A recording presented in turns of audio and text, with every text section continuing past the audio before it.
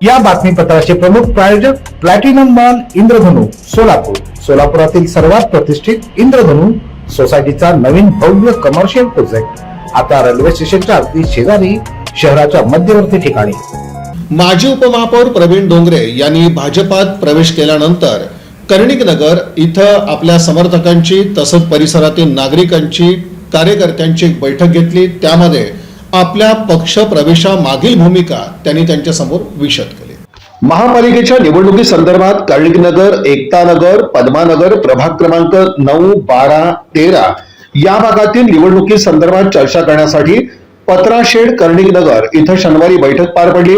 या बैठकीस परिसरातील नागरिकांनी मोठ्या संख्येनं उपस्थिती दर्शवली. शनिवारी माजी उपमहापौर प्रवीण डोंगरे यांचा पालकमंत्री जयकुमार गोरे, आमदार देवेंद्र कोठे, सचिन कल्याण शेट्टी यांच्या उपस्थितीत भारतीय जनता पक्षामध्ये प्रवेश झाला होता. त्यानंतर प्रवीण डोंगरे यांनी स्थानिक स्वराज्य संस्थेच्या निवडणुकी संदर्भात निवडणुकीची चर्चा करण्यासाठी प्रभाग क्रमांक 9, 12, 13 या भागातील नागरिकांना या बैठकीस बोलावण्यात आलं होतं.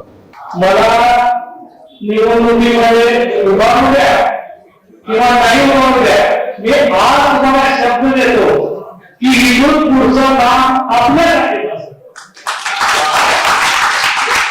आता सुशील नाईकांनी जो मुद्दा उचलला त्या मुद्द्याला मी साक्षीदार आहे.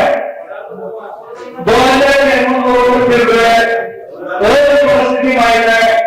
सुशील नाईकांनी प्रश्न उचलला तो मार्गी लागण्याच्या मार्गावर आहे आणि भाजपची सत्ता आहे.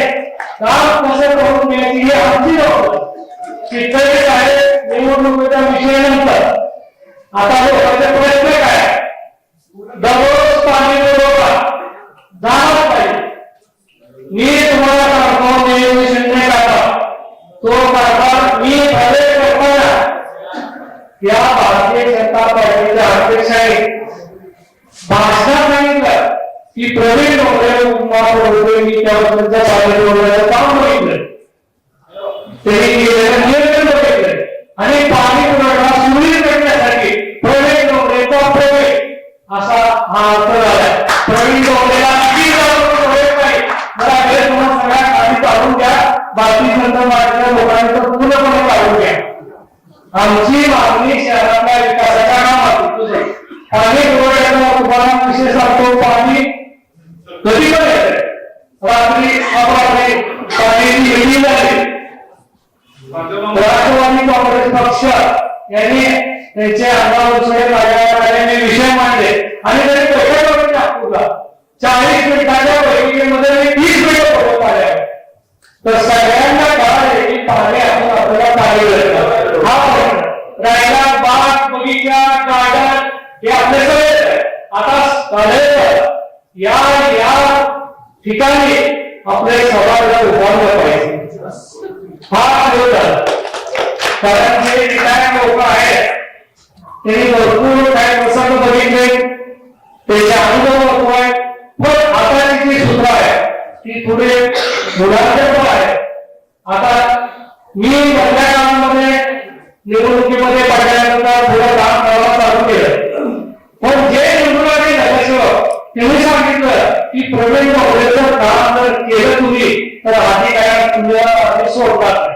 तसंच इच्छुक असणाऱ्या उमेदवारांनाही बोलवण्यात आलं होतं. यावेळेस शिवयोद्धा प्रतिष्ठानचे कार्यकर्ते, पदाधिकारी, कर्णिकनगरचे चेअरमन काजळे आणि पाटील, माधुरी बिराजदार, नवनीत सोमा, प्रताप राजगिरी, सुनील जाधव, यशवंत साळुंके, भंडारी, बंटी क्षीरसागर, सुशील नाटकर, दीपक वट्टे, प्रीतम बोधले, कसपटे मॅडम, डॉक्टर मदने, अजय कुलकर्णी, विद्या मनुरे, ख्यातम सर आदींची उपस्थिती होती. यावेळेस जोही उमेदवार देऊ त्याला आपण निवडून देण्याचा ठाम निर्णय प्रवीण डोंगरे यांनी घेतला.